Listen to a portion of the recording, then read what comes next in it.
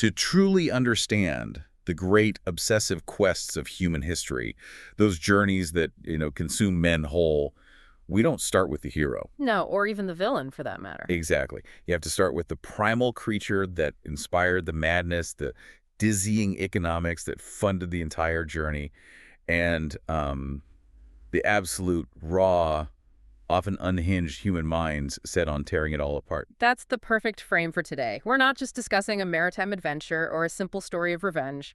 We are looking at a collision of natural history, frontier capitalism taken to its absolute extreme. And a genuinely terrifying philosophy. Yes, a terrifying philosophy, all encapsulated in the relentless global pursuit of one impossible white animal. Okay, let's unpack this monumental undertaking. We've been conducting a deep dive into a powerful stack of sources, heavily weighted on the meticulous research, the character sketches, and the philosophical digressions found in the early chapters of Moby Dick. Right, so it gives us this unique blend. It's part travel narrative, part cetological research, and we can debate how genuine that research is. Oh, we will. And part intense character study.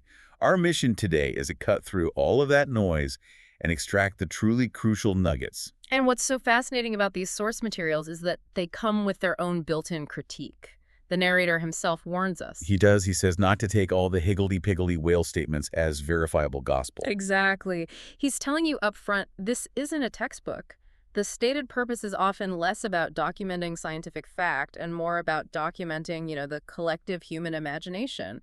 Everything that has been promiscuously said, thought, fancied, and sung of Leviathan by many nations and generations. So our mission is custom-tailored for you, the learner. Yeah. We are going to extract the concrete facts about the great whale, the terrifying Leviathan, the astonishing oil-rich and utterly peculiar culture of the 19th century whaling ports that supplied the crew. And finally, the really profound, unyielding philosophical symbolism that drives Captain Ahab and really the entire journey. We're going straight for the depth, without allowing that deluge of information to overwhelm us.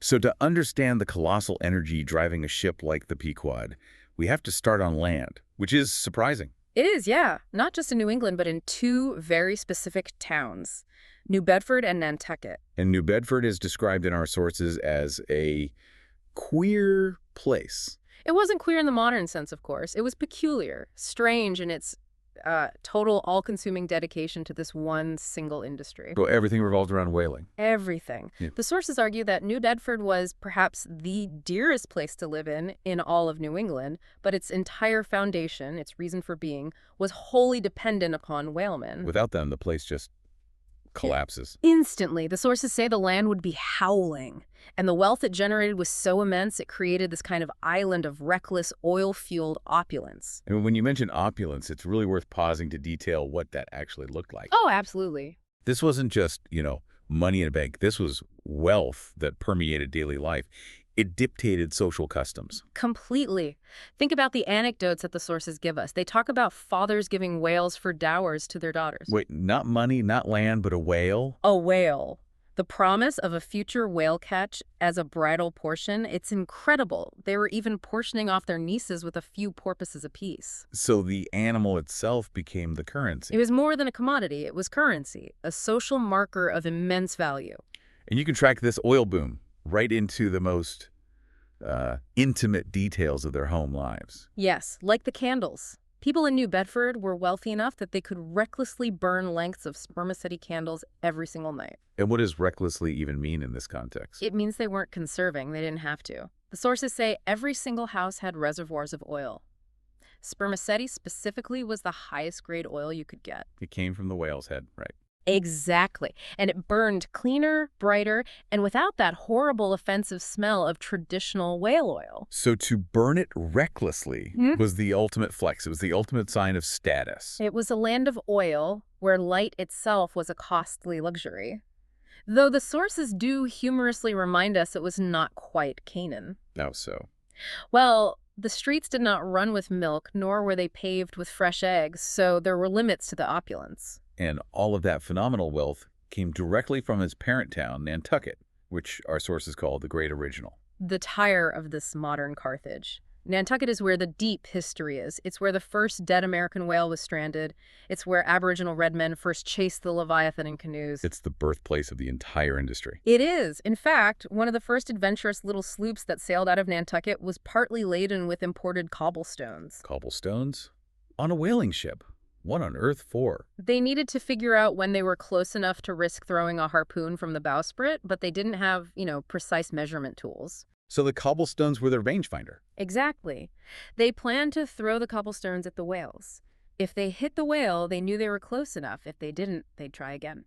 That is an incredible image. The genesis of a multi-million-dollar global industry starting with men throwing rocks from a canoe. Primitive, dangerous, trial and error whaling. That's amazing. Oh, yeah. So we move now from these gold-paved, oil-stained streets to the men who actually made the wealth. The green hands, the landsmen. The psychological journey, the lure of the sea, often begins far away for them, maybe in a place like New York City. Yes, the sources paint this picture, from Corlear's Hook down to Corny Slip. You see these figures, thousands upon thousands of mortal men fixed in ocean reveries. What are they doing? Just standing there, like silent sentinels leaning against the spiles, looking over the bulwarks of ships from China or climbing high aloft in the rigging, just striving for a better seaward peep. They're all landsmen. All of them drawn by some mysterious, maybe self-destructive instinct to the water. And they instinctively follow the streets waterward. Because that's where the cheapest inns and boarding houses are. But the real cultural and physical transformation happens when you see the new recruits arriving in New Bedford. We see scores of green Vermonters and New Hampshire men. Right, leaving the familiar farm life behind to drop the axe and snatch the whale lance. And their appearance just perfectly captures this cultural schizophrenia. It really does. They look, as the sources note, like country-bred dandies who haven't quite figured out how to be sailors yet. So they're dressed in these bizarre, mismatched combinations. Completely. You might see a guy in a beaver hat and a swallow-tailed coat, but the coat is suddenly girdled with a thick sailor belt and a sheath knife. Or a heavy sou'wester hat paired with a light bombazine cloak. Exactly. The sources paint such a vivid picture of these men literally wearing their confusion. They're dressed in parts of both worlds, the farming hinterland and the maritime frontier. It's the ultimate visual sign of the great cultural shift required for this journey. It is the psychological chasm you have to cross. To abandon the solid certainty of land for the liquid chaos of the ocean, especially for a voyage that could last 4 years, it requires a complete reorientation. Not just geographic. No, social and psychological. It's the journey of the landsman transforming, often tragically, into the sea dweller. So once Ishmael, our narrator and our seeker, arrives at the port, the focus shifts immediately to character, to the necessity of finding companionship in this strange new life. And this is where we encounter the pivotal, profoundly challenging relationship between the seeker, Ishmael, and the so-called savage Queequeq. The initial meeting in the Spouter Inn is just designed to be pure, unadulterated terror for Ishmael. It really is. He first mistakes this heavily tattooed man for a head-peddling harpooner, or even a monstrous cannibal. And the description is so grotesque. Ishmael notes the dark, almost black squares covering Queequeg's cheeks and his body. He likens them to sticking plasters. Or even dark green frogs were running up the trunks of young palms.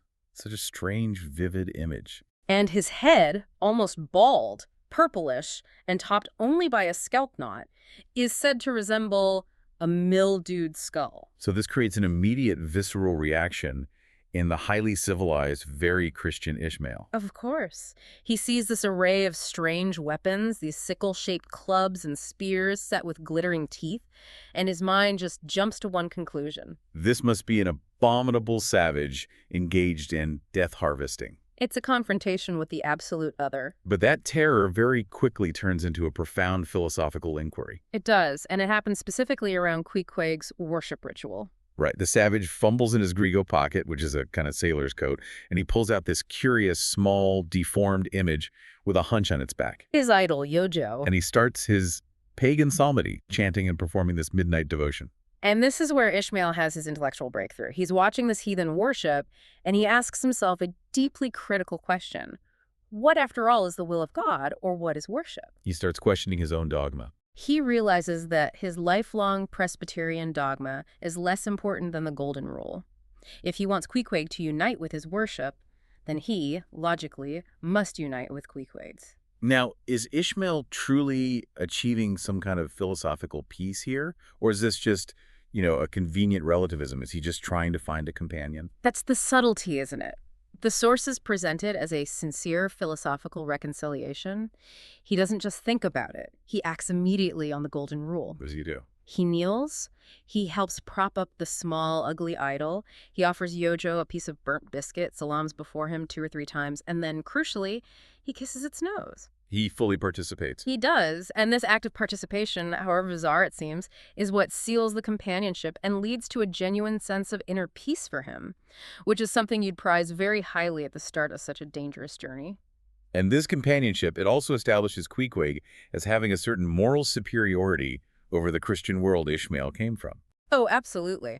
Queequeg reveals that his travels, specifically his observations of Christian wickedness and hypocrisy in places like Sag Harbor and Nantucket, they left him completely disillusioned. He says flat out, I'll die a pagan. He does. He judges Christians not by their purported faith, but by their actions, and he finds them wanting. And this moral quality is illustrated so perfectly on the ferry. The drowning bumpkin, yes. Queequeg is being mocked by this man. Yes, the man was mimicking Queequeg's gait and his mannerisms, just insulting him. Yet when that man falls overboard, Queequeg, without a moment's hesitation, drops his harpoon and dives straight into the water. And performs this noble, selfless rescue. Drags the lifeless form back to safety and restores the man. The captain begs his pardon. All the hands on deck vote Queequeg a noble trump. The pagan proves himself to be the moral Christian simply by acting on charity. This really sets the stage for the Pequod's peculiar governance. The ship's owners themselves are a study in contrasts. Captain Peleg and Captain Bildad. Peleg, the bombastic, retired whaler, and then Bildad, the calculating Quaker. And Bildad represents the strict, almost paradoxical nature of Nantucket Quakerism when it's applied to capitalism. How so? Well, he's highly educated, steeped in the strictest sect of Nantucket Quakerism, yet he is fiercely, fiercely frugal. He argues against rewarding the crew too richly. He does, citing the widows and orphans who own shares in the ship. They offer the crew compensation in leys, or shares of the profit, like the minute 777th lay. It's incredible that a man from a religion dedicated to pacifism and the inward light could be such a brutal taskmaster. The irony is highlighted immediately. Peleg gets so infuriated by Bildad's penny pinching that he roars and clatters, accusing Bildad of prioritizing financial duty over compensating hard, dangerous labor. And the source notes that despite his piety, Bildad's crews often ended up in the hospital from exhaustion. So his Quaker financial shrewdness definitely triumphed over any Quaker spiritual simplicity. But the real power on this voyage doesn't rest with the owners. No, it rests with the man they hired. And the initial commitment to the voyage happens without Ishmael or Queequeg even seeing the true commander, Captain Ahab. He remains unseen, the supreme lord and dictator. And this secrecy is immediately suspicious. It's emphasized by the cryptic prophecies of that mysterious figure, Elijah. Elijah is pure foreboding. He's asking these oblique questions about their contract, implying doom. Asking if they'll be coming back before breakfast is just the kind of dark humor that immediately raises the tension. It raises the suspicion that Ahab is keeping some terrible secrets. So the crew is initially left to navigate the hierarchy of the mates. First, there's Starbuck, The chief mate. He's the uncommonly conscientious Nantucket Quaker, known for being inclined to superstition, and his flesh is described as being hard as twice-baked biscuit. Then there's Stubb, the second mate. He's the complete opposite. A light-hearted Cape Cod man, unfearing, always with his short black pipe. He's the perpetual joker who never takes anything seriously. A counterpoint to Starbuck's gravitas. And finally, Flask, the third mate. The little man who is prone to impetuousness and anger. And Ahab's reveal only happens after the ship is well and truly underway. Right. He appears daily, often standing in his pivot hole, or seated on an ivory stool made from the bone of a whale. Made from the bone of a sperm whale's jaw, yes. To replace the leg he lost to Moby Dick. And his authority, the source notes, is established through the sultanism of brain. That phrase, sultanism of brain, is so key. Ahab is a rational tool driven by a completely irrational engine. What do you mean by that? He uses the established forms and usages of the sea, the external rituals of command, the proper hierarchy, the necessary discipline. He uses all of that to mask his true, private, and mad ends. He's intellectually superior. Massively. And that superiority allows him to impose an absolute practical supremacy over his men who are, too busy with the work or too simple in mind to challenge his real motive. So his outward actions are sane, but his inner objective is pure monomania. And he uses the rational structure of the ship to enforce that irrational quest. Okay, we've shifted from the dynamics of the pursuers. Now we have to talk about the sheer magnificent challenge of the pursued. The Leviathan itself. The sources dedicate a significant amount of time to the inherent difficulty of cetology, the classification of the whale. They treat it almost as an impossible science. And it truly was an impossible task at the time. The challenge was that the prior systems, which were based on superficial features like baleen, or a hump, or fins, or teeth, they were just impractical. They didn't work. No, because those features are indiscriminately dispersed among all sorts of whales. You couldn't rely on them for rigid categorization because two very different whales might share the same number of fins. The science just couldn't capture the creature's full reality. So the narrator, seeking to impose some sort of literary and intellectual order on this massive, chaotic creature, he proposes abandoning biology for something much more abstract. The bibliographical system. He classifies whales by magnitude, or entire liberal volume, rather than by their anatomy. It's a move from biology to library terminology. Which is so deeply telling. The whale literally becomes a book to be read. The three primary classifications of the system are clear. 1, the folio whale, for the giants, like the sperm whale and right whale. Like a big, heavy book. Exactly. Then 2, the octavo whale, for the medium size, and then the duodecimo whale, for the small, pocket-sized ones like porpoises. It highlights the sheer size and presence of the animal, classifying it by its bulk and its impact. And we get this surprising little history lesson hidden inside the nomenclature, particularly about spermaceti. Right. Why did this name, which literally suggests the oil comes from a right whale stick, to the sperm whale? The sources explain that spermaceti was originally, centuries ago, thought to be derived from the right whale. And it was only used as an incredibly expensive ointment or medicament, like buying an ounce of rhubarb, the text says. But then whalers realized the sperm whale's head yielded this far superior high-value oil, the true spermaceti. And the name just stuck. And the sources suggest a commercial reason for this linguistic deception, don't they? Precisely. They argue that this was done perhaps to maintain the product's scarcity and its perceived value among dealers, even though they knew full well the right whale wasn't the source. They were trading on old assumptions to keep the price point high. It just underscores the early entanglement of commerce and scientific ambiguity. It really does. Okay, let's detail the most important types of whales that are described under this folio volume, starting with the undisputed king of the commercial fishery. That would have to be the sperm whale folio, the type example of the largest book. Historical accounts, like Richard Strafford's letter from 1668, which is quoted in the sources, already noted its fierceness and swiftness. And this is the source of that high-value spermaceti oil and the main target of the deep-sea chase. Yes. Contrasting this, you have the right whale, folio chapter 2. It's called the most venerable. Why venerable? Because it was the one first regularly hunted by man closer to the shorelines. It yields the baleen, the whalebone, and the oil, which was an inferior commercial product compared to the cleaner-burning spermaceti. And the name right whale comes from the fact that it was considered the right one to kill. That's it. It was slow, it floated when it was dead, and it stayed close to shore. It was the easy and therefore right target. Now, moving to the less commercially significant but visually interesting members of the folio, the humpback folio, chapter 4. The humpback is notable because it has this great pack on its back, like a peddler, and it's described as the most gamesome and lighthearted of all whales. What does that mean, gamesome? It makes the most white water. It leaps and it plays dramatically, though its oil is not valuable. It's the jester of the deep. And then going down a size to the octavo, we encounter the narwhal. The most curious detail here has to be its tusk. Oh, yes, the long, spiraling, unicorn-like tusk, which grows only from the sinister side. The left side. The left side giving the creature this strange, clumsy, left-handed appearance. And sailors had so many theories for this asymmetrical appendage. What were some of those theories for its use? They ranged from, raking the sea bottom for food to piercing the thick ice in the polar sea. But the narrator's own opinion is my favorite. It's wonderful, isn't it? It perfectly blends this serious observation with literary wit. He says the tusk would be very convenient for a folder in reading pamphlets. It's a great moment that just reminds you that the scientific observer is also a literary philosopher. Yes. But all of this classification, all this taxonomy, it's just a prelude to the final terrifying reality of the sperm whale. Yeah. This is the creature that inspired ancient fears and commanded respect even from scientists. The sources are absolutely unequivocal. The sperm whale is incredibly powerful and ferocious. Ancient authorities like Olason and Povelson declared the sperm whale incredibly ferocious as continually to be a thirst for human blood. And this wasn't just folklore. Not at all. Even established naturalists like Cuvier affirmed that other fish, including sharks, were struck with the most lively terrors at the sight of it. They would dash themselves against rocks just to escape. That level of fear, even among sharks, speaks to an unprecedented, annihilating power. And we have physical evidence of this power in the sources. We do. Consider Captain D. Wolfe's story, which details his ship receiving this terrible shock.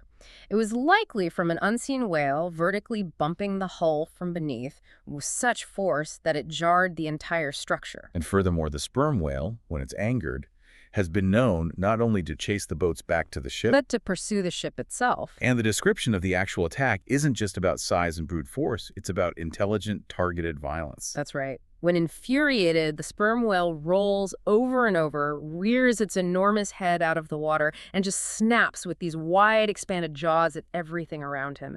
It rushes at boats with its massive head, propelling them with vast swiftness and accuracy, and sometimes it just utterly destroys the boats and scatters the men.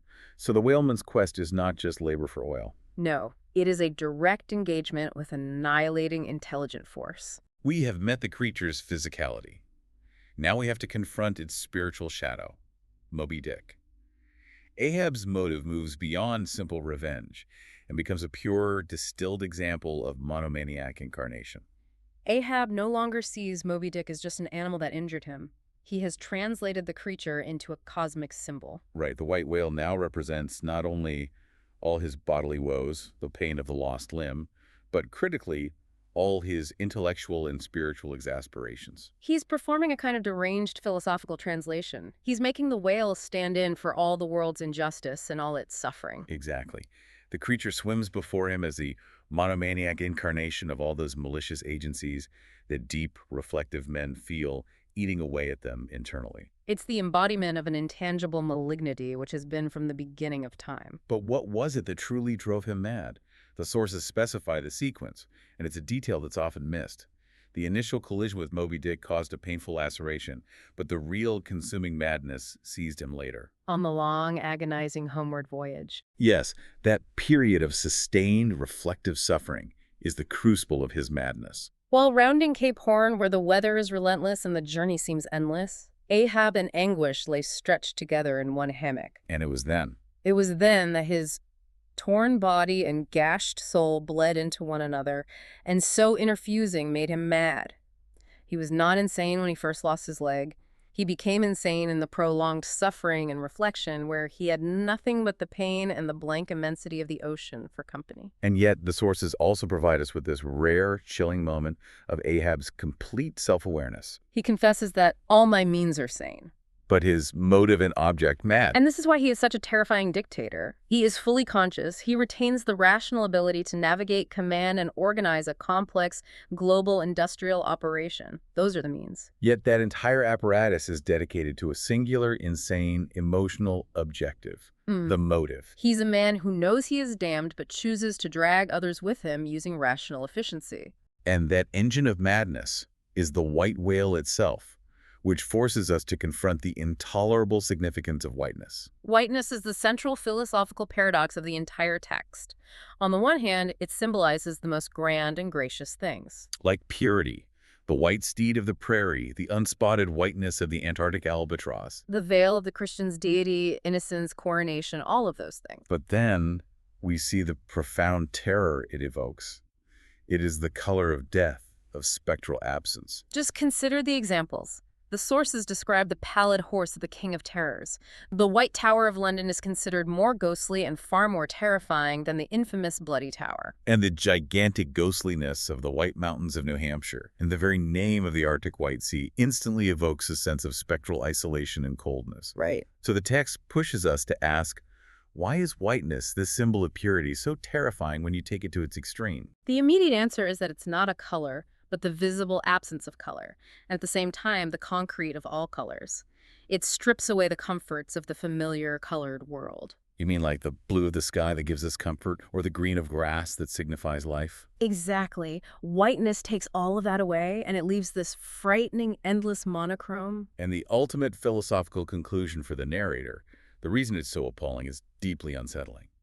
It is. Whiteness is terrifying because, by its indefiniteness, it shadows forth the heartless voids and immensities of the universe, and thus stabs us from behind with the thought of annihilation. So it acts as an intensifying agent for all appalling things. It's the blank screen upon which all our worst fears are projected. The horror of total absence, of the ultimate void that cares nothing for human life or meaning.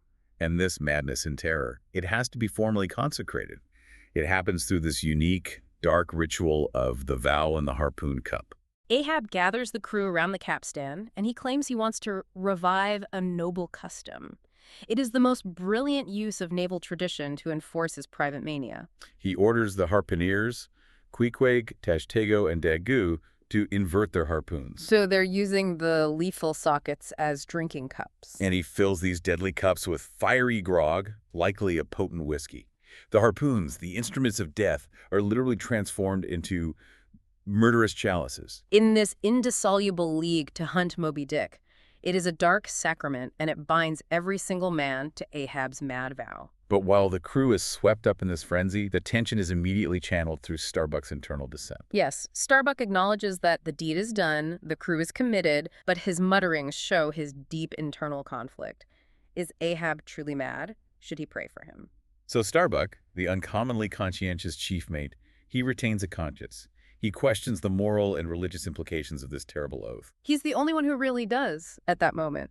To understand how the crew stays committed to this madness day in and day out, we need to look at the daily reality of the whaling ship itself. It's not just a vessel, is it? It's a floating factory in a harsh militaristic state. That commitment starts literally at the top, with the antiquity of the masthead. The sources trace the tradition of the masthead back to the earliest structures. To the Egyptians and the battle builders? The Egyptian pyramids are theorized to have been founded for astronomical purposes, so they functioned like an early massive masthead. And Admiral Nelson, a hero of naval history, stands his masthead on a capstan in Trafalgar Square. It's an ancient, honored position of vigilance. But aboard the Pequod, the masthead is ironically a very lonely, uncomfortable place. It is. And the fishery, due to its lengthy, meditative nature, provides an asylum for many romantic, melancholy, and absent-minded young men. And these romantic idealists are referred to derisively as Platonists at the masthead. Why are they poor whalers? Because they're too lost in reverie. They are meditating on the ungraspable phantom of life, or pondering metaphysical questions. They are not looking for the subtle spout of a whale. So the narrator warns that these philosophers might tow the captain 10 wakes round the world and never make you 1 pint of sperm the richer. Their contemplation is detrimental to the industry's bottom line. When a whale is caught, the focus shifts to the tryworks, the industrial heart of the ship. This is a terrifyingly curious sight on a wooden vessel. It is a phenomenal logistical feat. You have solid masonry, essentially a brick kiln, transported and set firmly onto the planks of a ship. It's incredibly dangerous. But the sources also note their strange beauty. When the 2 large trypots are cleaned, they shine within like silver punch bowls. Beautiful objects dedicated to a ghastly, violent industry. And the process itself creates this intensely sensory and disorienting atmosphere, particularly at night. Yes, the process of rendering the blubber with the oil scraps burning beneath the pots, it makes the ship look ghastly, half in smoke and half in fire, casting this wild, inexplicable red light across the dark sea. And this intense, hypnotic visual effect leads the narrator to recount a truly terrifying episode at the helm. He was steering at midnight, drowsy, wrapped in darkness, but suddenly overwhelmed by the intense light and the heat. And he became horribly conscious that the tiller felt inverted. He believed he was rushing from all havens astern, rather than toward any haven ahead. He had momentarily turned himself around in his brief sleep or trance. But the source notes that the intense, ghastly red light from the tryworks below seem to invert his very sense of direction, his sense of time, and even his sanity. The industry itself threatens to turn the entire world upside down. And the structure of the ship is so rigid. It's reflected clearly in the dining routine and the rigid whaling hierarchy. Oh, yes. On the captain's table, dining is characterized by hardly tolerable constraint and nameless invisible domineerings. The mates, Starbuck, Stubb, and Flask, must adhere to this strict, silent usage based on rank. And the lower your rank, the faster you have to eat. And Flask, being the third mate, is the lowest man on this hierarchy, which even affects his ability to enjoy his dinner. He is a butterless man. He has to finish his dinner quickly because it's against holy usage for Snub, the second mate, to precede him back to the deck. So he doesn't dare help himself to butter. Whether it's out of fear of the calculating owners or just deeming it too much of a premium on such a long voyage, he is a victim of both the hierarchy and the stringent economics. And in stark contrast to that, you have the Harpooner's Feast, which is held after the mates and captain have retreated. This is a scene of total reversal and liberation. Its entire carefree license and ease described as a frantic democracy. They're the essential laborers. They are the killers of the whale, and they celebrate their rank. They chew their food with such relish that there was a report to it. They dine like temporary lords and fill their bellies like Indian ships all day, loading with spices. The men who do the dirtiest, most dangerous work get to enjoy a brief moment of chaotic freedom. Exactly. Which brings us to the formal, codified rules of engagement, the legal code of the chase. Whalers had to live and die by the doctrines of fast fish and loose fish. And the definition of a fast fish is critical and surprisingly broad. A whale, alive or dead, is fast if it is connected to an occupied ship or boat by any controllable medium. Any medium. It could be a 9-inch cable, a telegraph wire, or even a single strand of cobweb. It is all the same in law. It is also fast if it bears a waif, which is a marked flag. And a loose fish is just the opposite. Unclaimed and free for the taking. And the narrator immediately takes this seemingly petty maritime law and applies it to the entire global political stage. That's the brilliant extrapolation, he asks. Is poor Ireland a fast fish to John Bull?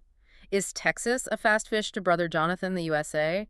Are we as individuals fast fish, bound by these invisible threads of law and society? The conclusion is powerful. Possession is the whole of the law. The rule of the sea immediately translates to the rule of empire, demonstrating how seemingly mundane maritime law governs the ownership of nations, resources, and even people. Which leads us to the final fascinating story of this section, the dramatic intercession of Moby Dick in the Town Ho Mutiny.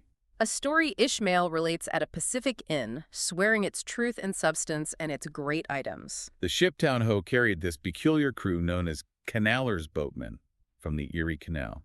Described as transitioning quickly from reaping in a Christian cornfield to recklessly plowing the waters of the most barbaric seas, they were hard men, easily angered. The core conflict is between a fierce lakeman named Steelkilt and the chief mate, Radney. When Radney gives an order, Steelkilt is insulted. Radney demands compliance and insults Steelkilt's mother. Steelkilt, seeing the immense violence building up in him, the stacks of powder casks heaped up in him, he momentarily retreats. Forbearance most felt, when felt at all, by really valiant men. But the conflict escalates with a brutal flogging. And the flogging drives Steelkilt over the edge. He vows revenge, swearing, "If you flog me, I murder you." He leads a mutiny, which is quelled, and he's imprisoned. But Steelkilt plans his revenge meticulously. He fully intends to murder Radney once he's released. But heaven, or maybe destiny, seemed to step in. Radney ignores the captain's counsel to resume his watch duty. He joins a whale chase and is killed by Moby Dick. The white whale came down upon that mate's boat and destroyed it. Leaving tatters of Radney's red woolen shirt, a final visceral image caught in Moby Dick's teeth. It's a moment of complete revenge without being the avenger, a mysterious fatality that takes the bloody deed out of Steelkilt's hands. And the mutiny itself just dissolves into chaos. Yes, the lakemen, including Steelkilt, later deserted among the palms at a savage, solitary port and seized a large double war canoe. The fact that the story is recounted by Ishmael, who notes that the captain of the Town Ho swore on the largest-sized evangelists he could procure that the story is true. It just underscores the idea that Moby Dick is more than a whale. He is an instrument of fate. As the Pequod's quest deepens and Ahab charges inexorably forward, we see this series of strange encounters that serve as pointed warnings for the captain. Yet he remains towed by an internal, unchangeable force. They meet other ships, and each one offers a different perspective on the quest. First, the Jungfrau, or the Virgin, of Bremen. Whose captain, Derek de Deer, is comically inept. He claims they have seen no whales despite being in prime hunting ground. And then the critical encounter with the Samuel Enderby of London, commanded by Captain Boomer. Boomer is another man who encountered Moby Dick and lost his arm. But his reaction is so different from Ahab's. Remarkably so. Boomer calls the white whale awkward, not malicious. He views the loss of his arm as an unfortunate accident of nature. He compares Moby Dick to a juggling fellow who accidentally swallowed a knife. Not meaning to digest a man's arm. And because he views the injury as accidental, Boomer flatly refuses to hunt him again. He sees no profit or sense in it. And Boomer's rejection of the obsessive chase is highlighted by the atmosphere aboard his ship. The Samuel Enderby is noted for its jolly atmosphere and good fare. They took the English whalers' tradition of eating plenty from the earlier Dutch whalers. It is a ship of healthy, sane men who know when to cut their losses. Meanwhile, the Pequod's obsession yields a morbidly fascinating natural discovery: ambergris. Yes, the crew finds a dying whale yielding this incredibly fine perfume essence. The paradox is just stunning. The source of one of the world's most fragrant, valuable perfumes is found in the inglorious bowels of a sick whale. It is a product of decay and disease. It's carried to Mecca by Turks and used, shockingly, in cooking. It's believed by some to be the cause or effect of whale dyspepsia or indigestion. It's a symbol of how the most beautiful, expensive things can arise from the grossest, sickest origins. A perfect parallel for the beauty of the voyage being dedicated to a mad purpose. Speaking of death and decay, the thin line between death and survival is highlighted by Queequeg's near-death experience. He commands a coffin to be built for him and uses his idol Yojo to make his final arrangements. But then he recovers, miraculously. He does. And Ahab, seeing this strange turn of events, orders the carpenter to caulk and pitch the coffin and turn it into a lifebuoy. The carpenter, being completely practical, asks if he should nail down the lid, implying the coffin is finished. Only to be cut off by Ahab, who insists on the conversion. It's a powerful piece of symbolism. The captain takes a tool of death and, by mere command, transforms it into a mechanism of life. It's the ultimate expression of Ahab's dictatorial power over fate. Even Ahab, this unyielding dictator, has one brief moment of piercing humanity. During a masthead exchange with Starbuck, yes. He tells the mate he sees his wife and child reflected in Starbuck's eye. And he wishes the blessed calms would last. He actually considers turning homeward. But the moment is brief, fleeting. He immediately attributes their fate to an external, irresistible power. Stating, fate is the handspike. He knows he is driven by something beyond his control, a force that dictates his final mad objective, and he just surrenders to it instantly. This all culminates, inevitably, in the climax and the vortex. Moby Dick is sighted. And Ahab, in an ultimate rejection of rational guidance, breaks his quadrant, the instrument of navigation. He calls it a foolish toy, baby's plaything of a sight-taker. The pursuit is relentless and frenzied. The crew's fears and suppressed desires are worked up into a bubblingly frenzy. They feel that they too are now Ahab's, bound to the whale. And on the third day of the final chase, the whale crashes into the Pequod, sinking her. The final harrowing image is of the sinking ship creating a colossal vortex, a giant maelstrom that sucks down everything, men, masts, and the ship itself. It is annihilation realized, the void swallowing their quest whole. But the narrator, Ishmael, is saved. He had been dropped astern from his staved boat, and upon reaching the closing vortex, he finds the coffin life buoy. Queequeg's last converted gift. Rising up to the surface, it preserves him until he is found by the Rachel, a ship in her retracing search after her missing children that only found another orphan. What a profound resolution. The instrument of death becomes the mechanism of salvation, saving the chronicler who lives to tell the tale. The body and the ship are destroyed, but the artifact of the soul, the life buoy, saves the spirit of the narrative. And this brings us back to the core philosophical question posed by Ishmael before the voyage even began. He mused about the separation of body and soul when embarking on the voyage, saying, "Methinks that what they call my shadow here on earth is my true substance. Methinks my body is but the lees of my better being." And he concludes that, stave my soul, Jove himself cannot. He essentially believes his physical body is merely the residue, the dregs, the lees of his true spiritual substance. The soul is invulnerable. It is. So here's the final provocative thought for you, the learner, something to mull over on the boundless ocean of your own curiosity. If our physical body is merely the residue of our true spiritual substance, as this deepest insight suggests, does the endless frantic striving of our earthly life, our pursuit of our own white whales, only serve to obscure the boundless, invulnerable ocean of the soul? If Jove himself cannot stave the soul, what does it truly mean to risk the body in the name of a mad, obsessive, earthly pursuit?